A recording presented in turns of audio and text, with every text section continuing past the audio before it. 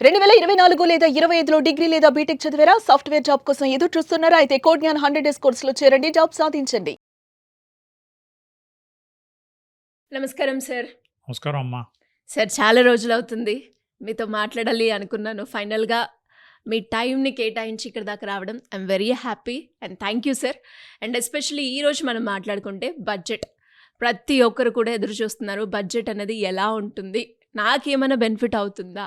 ఎలా ఉండబోతుంది అన్నది. అండ్ ఎస్పెషల్లీ మిడిల్ క్లాస్ వాళ్ళకి ఈ బడ్జెట్ ద్వారా ఏం దక్కింది? ఏం దక్కలేదు అంటే ఏం చెప్తారు సార్? థ్యాంక్స్ అమ్మా ఫర్ కాలింగ్ మీ. బడ్జెట్‌లో నిర్మలా సీతారామన్ గారు ముందే వరాలు ఇచ్చేశారు. ప్రత్యేకంగా బడ్జెట్‌లో ఇచ్చిన వరాలేం లేవు. హ్మ్. ఎందుకంటే జీఎస్టీ తగ్గించారు.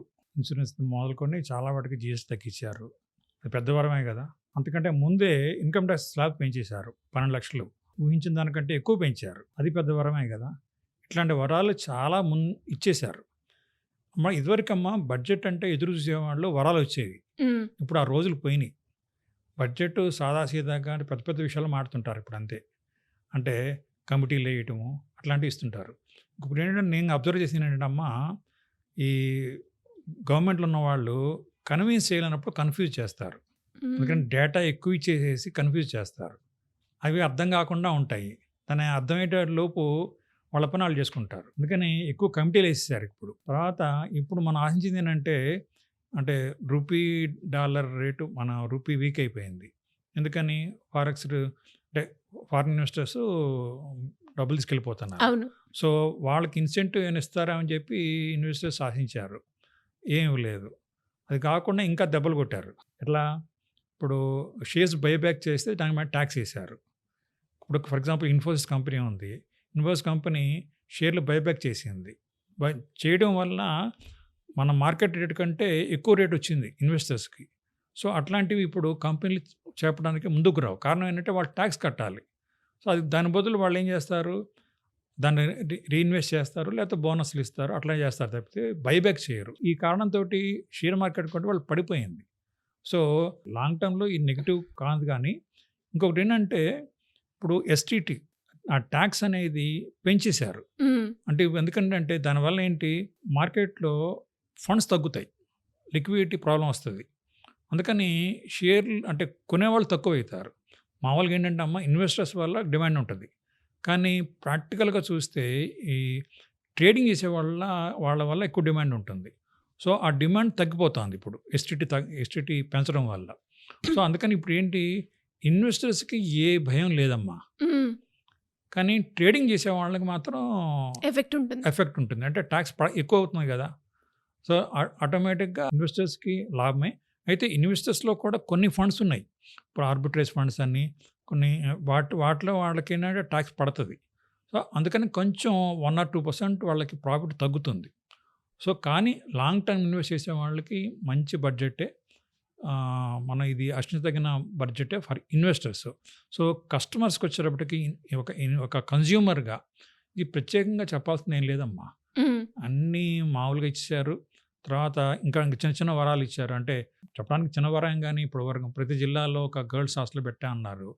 అట్లానే ట్రైనింగ్ సెంటర్స్ డెవలప్ చేస్తా ఉంటున్నారు. అట్లాంటివి ఖచ్చితంగా మంచిదే. ఇంకోటేంటంటే అమ్మా మనం అనౌన్స్‌మెంట్ వేరు, ఆచరణలో ఎంతవరకు వస్తుందనే దాని మీద సక్సెస్ ఉంటుంది. ఇప్పుడు ఏ గవర్నమెంట్ అయినా పేదల పక్షపాతం, రైతుల పక్షపాతం, స్ మహిళా పక్షపాతం, వికలాంగుల పక్షపాతం ఈ డైలాగ్ లేకుండా ఏ గవర్నమెంట్ అని చెప్తదా? లేదు. ఈ గవర్నమెంట్ కూడా అదే ఉంది. కాబట్టి రొటీన్ బడ్జెటే. కాకపోతే మనం చూడాల్సిందేంటంటే మనకి ఇన్వెస్ట్‌మెంట్‌గా, మన కస్టమర్స్‌గా, మన కన్జ్యూమర్స్‌గా మనకైతే ఏం తేడా లేదు. నిన్నెట్లా ఉందో ఇవాళ హ్మ్. అట్లాగే ఉంటుంది. హ్మ్. ఏం వర్రీ కావాల్సిన అవసరం లేదు. ఓకే. టాక్స్ అమ్మా యాక్చువల్‌గా హ్మ్, క్యాపిటల్ గెయిన్స్ టాక్స్ ఉంటుంది కదా! హ్మ్. క్యాపిటల్ గెయిన్స్ టాక్స్ తగ్గిస్తారని ఆశించాం. హ్మ్. కొంతమంది ఆశించారు. అది తగ్గించలేదు. అది కొంచెం డిసప్పాయింట్‌మెంటే ఇన్వెస్టర్స్‌కి. హ్మ్. ఎందుకంటే తగ్గిస్తే ఏంటంటే, మనకేంటంటే ఇప్పుడు ప్రతి ట్రాన్సాక్షన్ మీద ఎస్టీటీ ఉంటుంది. ఆ టాక్స్ కట్టాలి. ప్లస్ క్యాపిటల్ గెయిన్ టాక్స్ కట్టాలి. ఇప్పుడు ఫర్ ఎగ్జాంపుల్ అమ్మా, మనకి ప్రా ప్రాఫిట్ వచ్చినప్పుడు అంటే స్టాక్ బంగారం మీద బాగా మోజు పెరిగింది. బంగారం అది ఇన్సూరెన్స్ లాంటిది. ప్రతి ఇంట్లో బంగారం ఉంటే ధైర్యం ఉంటది. అందుకని బంగారం లేని ఇల్లు జనరల్‌గా ఉండదు. అవును. ఎందుకంటే ధైర్యం ఉంటది కాబట్టి. హ్మ్. కానీ బంగారం కొంటే దేశానికి ఏం ఉపయోగం? అదే మార్కెట్స్ పెరిగితే ఆ డబ్బులు సర్వీస్ సెక్టర్‌కెళ్తాయి. జీడీపీ పెరుగుతది. జీడీపీ పెరిగితే ఎంప్లాయ్‌మెంట్ ఆపర్చునిటీస్ పెరుగుతాయి. ఎంప్లాయ్‌మెంట్ ఆపర్చునిటీ పెరిగితే ఇన్‌కమ్ పెరుగుతది.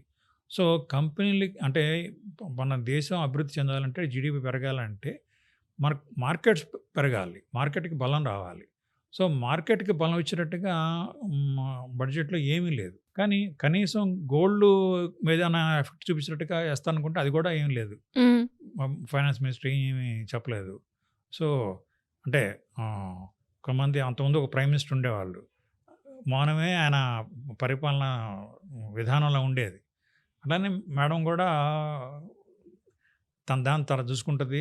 మార్కెట్ సెటిల్ అవుతుందనే ఉద్దేశంతోటి వాటి మీద ఏం కామెంట్ చేయలేదు.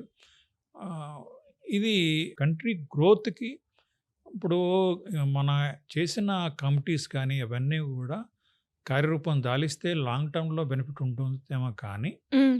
ప్రస్తుతానికి ప్రత్యక్షంగా కనిపించే బెనిఫిట్ అయితే నాకైతే కనపడలేదమ్మా. జాయింట్ టాక్స్ ఉన్నా, లేకపోయినా మనం ప్లాన్ చేసుకుంటే హ్యాపీగా ఉంటదమ్మా. హ్మ్. ఎందుకంటే మన ఇంకొకటి ఫర్ ఎగ్జాంపుల్ హస్బెండ్ ఇన్‌కమ్ ఉంది. వైఫ్‌కి ఇన్‌కమ్ లేదు. ఏం చేస్తారు? హస్బెండ్ వైఫ్ పేరుతో ఇన్వెస్ట్ చేస్తారు. కానీ క్లబ్బింగ్ క్లాజ్ వల్ల హ్మ్. వైఫ్ పేరుతో ఇన్వెస్ట్‌మెంట్ చేసినా కూడా హస్బెండ్ ఇన్‌కమ్‌లో కలిపి టాక్స్ కట్టాలి. సో, అట్లాంటి క్లాజెస్ ఉన్నాయి కదా! అయితే ఇండివిడ్యువల్‌గా ఫర్ ఎగ్జాంపుల్ ఒక వైఫ్ సంపాదిస్తుంది. హస్బెండ్ సంపాదిస్తున్నారు. ఇద్దరికీ సెపరేట్‌గా ఇన్‌కమ్ టాక్స్ ఫైల్ చేసుకొని ఎగ్జామ్షన్ తీసుకోవచ్చు కదా! ఫర్ ఎగ్జాంపుల్ అమ్మ, మీరు మ్యూచువల్ ఫండ్‌లో ఇన్వెస్ట్ చేశారు. హ్మ్. చేస్తే క్యాపిటల్ గెయిన్స్ 1,25,000 వరకు లాంగ్ టర్మ్ క్యాపిటల్ గెయిన్స్ లేదు. అందుకని ఏం చేస్తాము? మేమేం చేస్తాము? సలహా ఏం ఇస్తామంటే హస్బెండ్ పేరుతోటి మ్యూచువల్ ఫండ్ కొంత పెట్టిస్తాము. వైఫ్ పేరుతో కొంత పెట్టిస్తాము. పెట్టించడం వల్ల ఇద్దరికీ 1,25,000, 1,20,000 టాక్స్ ఎగ్జంప్షన్ వస్తుంది కదా!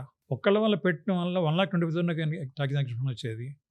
అందుకని మీరు ఎలా ఉన్నా గానీ టాక్స్ తగ్గించుకునే మార్గాలు ప్రతి ఒక్కళ్ళకి ఉన్నాయి, ఉంటాయి. మీ కొంచెం మీ ఫైనాన్షియల్ అడ్వైజర్‌ని కలిసేసి ప్లాన్ చేసుకుంటే ఏం వర్రీ కావాల్సిన అవసరం లేదు. కలిపి మాత్రమే పెట్టాలని లేదమ్మా. హ్మ్. భార్యాభర్తలు ఇద్దరు ఒకే కంచంలో తినాలని లేదు. ఎవరి కంచంలో వాళ్ళు తినొచ్చు. ఎవరి ప్లానింగ్ ఆళ్ళు చేసుకోవచ్చు. ఇంకొకటేంటంటే అమ్మా, ఇదివరకి ఫర్ ఎగ్జాంపుల్ ఆహ్, పూర్వం భర్త సంపాదించేవాడు, భార్య ఎక్కువ సంపాదించేది కాదు. కానీ ఇప్పుడేంటి, భార్య కూడా సంపాదిస్తే తప్ప ఇల్లు గడవని పరిస్థితి అవును. ఏర్పడింది. ఇద్దరు సంపాదిస్తేనే. ఇదివరకి ఉద్యోగం పురుష లక్షణం అనేవాళ్ళు. ఇప్పుడు ఆదాయం సంసార లక్షణం. ఇద్దరు సంపాదిస్తే తప్ప ఇల్లు గడవని పరిస్థితి ఏర్పడింది. ఎందుకంటే ధరలు పెరుగుతున్నాయి, సౌకర్యాలు పెరుగుతా ఉన్నాయి. అందుకని స్త్రీ సంపాదించాలి, పురుషుడు సంపాదించాలి. అప్పుడు మాత్రమే ఇల్లు గడవడానికి సాధ్యమవుతుంది కాబట్టి జాయింట్‌గా ఇన్‌కమ్ టాక్స్ ఎగ్జంప్షన్స్ ఇచ్చినందువల్ల మనకు పెద్దగా ఏమి ఉండదు. ఎందుకంటే ప్రతిదానికి ఏదో ఒక దానికి టాక్స్ వసూలు చేయడానికి ప్రతిదానికి మార్గం ఉంటుందమ్మా. హ్మ్. అందుకని అది రాలేదని వర్రీ కావాల్సిన అవసరం లేదు. ఉన్నదాంతోటి కరెక్ట్‌గా ప్లాన్ చేసుకుంటే మాక్సిమం టాక్స్ సేవింగ్స్ చేసుకోవటం వీలవుతుంది. ఓకే. వర్రీ కావాల్సిన అవసరం లేదు. హ్మ్. సార్ ఫైనల్‌గా ఏంటి అంటే, మన బంగారం విషయం మనందరికి కూడా తెలిసిందే. పెరుగుతూ, పెరుగుతూ, పెరుగుతూ లాస్ట్ 2 డేస్ నుంచి సడెన్‌గా ఫాల్ మూవ్‌మెంట్ మనం చూసాం. అండ్ ఎస్పెషల్లీ ఇన్వెస్టర్స్ ఎవరైతే ఉంటారో, పెరిగింది ఇంకా పెరుగుతదేమో అని హ్యూజ్‌గా కొనేవాళ్ళు ఉంటారు.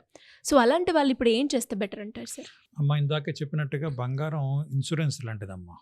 ఎందుకంటే మార్కెట్ అంటే ఎలా ఉన్నా వ్యక్తిగత ఆర్థిక పరిస్థితి ఎలా ఉన్నా కూడా చాలా కుటుంబాల్లో ఆదుకున్నది బంగారమేనమ్మా. నేను నా బుక్‌లో రాశాను. స్త్రీల మెడలో స్విస్ బ్యాంక్ బంగారం. అంటే అదృశ్య అత్యవసర నిధి బంగారం అనేది. ఒప్పుకుంటాను. ప్రతి ఇంటికి అదృశ్య అత్యవసర నిధి ఉండాల్సిందే. ఎందుకంటే మేము ఫైనాన్షియల్ కౌన్సిలింగ్ చెప్తుంటాం ఎమర్జెన్సీ ఫండ్ పెట్టుకోమని. కానీ చాలామంది ఫైనాన్షియల్‌గా పెట్టుకోవడంలో ఫెయిల్ అవుతారు. కానీ బంగారం అయితే కొనుక్కోమంటే కొనుక్కుంటారు. అవును. అది ఎక్స్ట్రార్డినరీ ఎమర్జెన్సీ ఫండ్ గదా! సో, ఆ ప్రకారంగా ఖచ్చితంగా బంగారం ప్రతి ఇంట్లో ఉండాల్సిందే. ఇంకొక చాయిస్ లేదు. ఓకే. పెరగడం వచ్చేటప్పటికమ్మా ఇప్పుడు గత 2, 3 ఏళ్లలో బాగా పెరిగింది. ఈ మధ్య బాగా పెరిగింది. కానీ ప్రతిసారి పెరుగుద్దా? ఇప్పుడు 1985 నుంచమ్మా బంగారం రేటు డబుల్ కావటం కోసం 1985లో 10 గ్రాముల గోల్డ్ 2130 ఉండే. కానీ అది డబుల్ కావడానికి 16 ఏళ్ళు పట్టింది. అంటే ప్రతిసారి బంగారం రేటు పెరగదు కదా! నా వ్యక్తిగత అభిప్రాయం అయితే మాత్రమా మీ ఈ టోటల్ ఇన్వెస్ట్‌మెంట్స్‌లో 10% గోల్డ్‌లో పెట్టుకోవచ్చు. ఓకే. అంతే తప్ప మొత్తం దాని మీద పెట్టుకోవడం అనేది రైట్ ఆహ్, డెసిషన్ కాదు. కాకపోవచ్చు. ఇంకొక ఉదాహరణ చెప్తాను. ఇప్పుడు మన పిల్లలు ప్రతిసారి క్లాస్ ఫస్ట్ రావాలని కుదురుతదా? లేదు. సో, మేము పిల్లలు ప్రతిసారి క్లాస్ ఫస్ట్ రావడం కావాలని కోరుకుంటారా మీరు? ఎప్పుడు మంచి మార్కులు రావాలని కోరుకుంటారా? What is your choice? ఎప్పుడు మంచి మార్కులు రావాలని చాలు కోరుకుంటాం. కదా! అవును. సో, నేననేది బంగారం అనేది ఫస్ట్ మార్క్ వచ్చింది ఇప్పుడు. ప్రతిసారి మన ఇన్వెస్ట్‌మెంట్ ప్రతిదానికి ఫస్ట్ మార్క్ రావాలని కోరుకోవడం అత్యాశ అవుతది. ఓకే. అందుకని హ్మ్, గ్రాడ్యువల్‌గా అంటే రిటర్న్స్ రావాలంటే మాత్రం మాక్సిమం నా పర్సనల్ ఒపీనియన్ మాత్రం మాక్సిమం మ్యూచువల్ ఫండ్స్‌లో స్టాక్ మార్కెట్‌లో పెట్టుకుంటేనంటే ఈ ఒడిదుడుకులు మనల్ని నిద్ర భంగం చెయ్యవు. మనం హాయిగా నిద్రపోవాలా వద్దా? పోవాలి. ఇప్పుడు బంగారం రేటు పెరిగితే సంతోషం. పడిపోతే మళ్ళీ నిద్రపోద్ది కదా! హ్మ్. అంటే నేను ఇంకొక ఉదాహరణ చెప్తానమ్మా. నేను 1991లో నేను స్టాక్ మార్కెట్ ఇన్వెస్ట్ చేశా. హ్మ్. చేసినప్పుడు 92లో నాకు మా ప్రాఫిట్ వచ్చింది. అప్పుడేంటంటే ప్రాఫిట్ వచ్చినా బీపీ పెరిగేది. నష్టం వచ్చినా బీపీ పెరిగేది. ఇదేదో నిద్రాభంగం అవుతుందని చెప్పి నేను 10,000 ప్రాఫిట్ తోటి బయటకొచ్చా. ఎందుకంటే not at the cost of our sleep కదా! సో, మనం బంగారం రేటు పరిగెడతా ఉంటే మనం పరిగెట్టడం అనేది ఆ పరుగుడుకి నేనైతే దూరంగా ఉంటా. ఓకే. నేను చెప్పాను కదా! హ్మ్. మన పిల్లలు ఎప్పుడు మంచి మార్కులు రావాలి తప్పితే ప్రతిసారి క్లాస్ ఫస్ట్ రావాలని నాకు ఆశ లేదు, అత్యాశ లేదు. సో, బంగారం మీద అత్యాశ ఉన్నవాళ్ళు పెట్టారు. లాస్ అయిన వాడు కూడా చూసాను నేను. అట్లానే వెండిలో కూడా పెట్టారు. పరుగు పందెంలో పాల్గొన్నారు. లాస్ అయిన వాళ్ళు కూడా ఉన్నారు. ఉంటారు. యెస్. ఉండకుండా తప్పదు కదా! సహజం కదా! ఎక్స్‌పీరియన్స్. మరి ట్రేడింగ్‌కెళ్ళినప్పుడు ప్రిపేర్ కావాల్సిందే కదా! అవును. అందుకని గ్రాడ్యువల్‌గా గ్రోత్ రావాలి. Long term investment, long term wealth create చేయాలంటే మాత్రం బంగారంలో 10% మళ్ళీ చెప్తున్నా 10% పెట్టుకోవడం మంచిది. కంఫర్టబుల్. నిద్ర భంగం కాదు. లైఫ్‌కి ఏం డిస్టర్బెన్స్ ఉండదు. అదే మ్యూచువల్ ఫండ్స్‌లో స్టాక్ మార్కెట్‌లో పెడితే ఏంటంటే లాంగ్ టర్మ్ గ్రోత్ ఉంటది. మన నిద్ర భంగం ఏం కాదు. ఒకవేళ పడ్డా మళ్ళీ పెరుగుతది. కానీ ఒకటి చూడమ్మా, ఇప్పుడు బంగారం 50% పెరిగిందనుకో. తర్వాత మళ్ళీ 50% పడిపోయింది. పడితే ఇది మన రేట్ రావడానికి ఎంత టైం పడతది? డబుల్ ప్రాఫిట్ రావాలి. సో, 50ది 100 అయింది. 100 అయిన తర్వాత మళ్ళీ 50 అయింది. మళ్ళీ డబుల్ కావాలి కదా! అందుకని ఇది అది అంటే నా బీపీ పెంచుకునే మార్గాలెందుకు? కానీ ఇప్పటికి కూడా మీరు బంగారం కొనాలనుకుంటే సిప్ విధానంలో కొనండి. ఓకే. ఓవరాల్‌గా సార్ ఈ బడ్జెట్ గురించి మీ ఒపీనియన్ ఏంటి ఫైనల్‌గా 1 వర్డ్‌లో? ఇన్వెస్టర్సు మీ ఇన్వెస్ట్‌మెంట్సు హాయిగా మీ పని మీరు చేసుకుంటూ హ్మ్. నిద్రాభంగం కాకుండా, మీ కంఫర్ట్ దూరం కాకుండా హాయిగా ఇన్వెస్టర్‌గా ఉండండి. ట్రేడింగ్ జోలికి వెళ్ళకండి. ఒకవేళ వెళ్ళదలుచుకుంటే నష్టానికి సిద్ధపడండి. ఈలోపు ట్యాక్స్ తినేస్తదమ్మా. హ్మ్. ఆ ట్యాక్సు పెంచారు కాబట్టి అయితే ఇది కూడా అలవాటు పడిపోతారు. ఎస్టీటీ అనేది కొంచెం పెంచారు. పెంచితే ఏమైద్ది? ఫస్ట్‌లో కొంచెం భయం అయ్యో! నిరుత్సాహం పడతారు. తర్వాత ఇది కూడా అలవాటు పడిపోతారు. సో, ట్రేడింగ్ వోళ్ళేం ఆపరమ్మా. ఎందుకంటే ఆ దురద ఆపదు కదా! యెస్. ట్రేడింగ్‌లో ఎక్కువ లాభాలు వస్తాయనుకోండి. హ్మ్. అమ్మా ఒకటి చెప్పమ్మా. ట్రేడింగ్ చేసేవాళ్ళు ఎంతమందికి ప్రాఫిట్ వస్తున్నాయి? అసలు ఇన్ని డేటా చెప్తాంది. 5% కూడా ప్రాఫిట్‌లో ఉన్నోళ్ళు లేదు. ఆ 5%లో కూడా 4% టాక్స్ రూపంలో పోతుంది ఆళ్ళకి. హ్మ్. ఓన్లీ 1% దే ఆర్ గెట్టింగ్ లాభాలు ప్రాఫిట్. యెస్. పొందుతున్నారు. ఒకటమ్మా. ఇంకొకటి స్టాక్ మార్కెట్ అనేది బిగ్ ప్లేయర్స్ గేమ్ అమ్మా. ఇప్పుడు మీరు నేను 100, 200 షేర్లు, 1000 షేర్లు కొంటే మార్కెట్ ఏం ప్రభావం చూపించదు. కానీ బిగ్ ప్లేయర్స్ ఉంటారు కదా! కోట్లు కోట్లు ఉన్నవాళ్ళు. వాళ్ళు ఒక షేర్ పడేయాలి అనంటే 1,00,000 షేర్లు కొంటారు. లేదా అమ్ముతారు. వాళ్ళ షేర్లు వాళ్ళ హ్యాండ్ పడితే కావాలంటే రేట్ పెంచుతారు, తగ్గిస్తారు. పడేస్తారు. సో, ఆ బిగ్ ప్లేయర్స్ తోటి చిన్న చిన్న ట్రేడర్స్‌కి ఎందుకమ్మా బాధ? Yes sir. హాయిగా మనం గ్రాడ్యువల్‌గా సిప్ విధానాల్లో ఇన్వెస్ట్ చేసుకుంటే మంచిది. బంగారంలో కూడా సిప్ విధానాల్లో ఇన్వెస్ట్ చేసుకోండి. సరిపోతుంది. Thank you sir. Thank you so much. Thank you అమ్మా.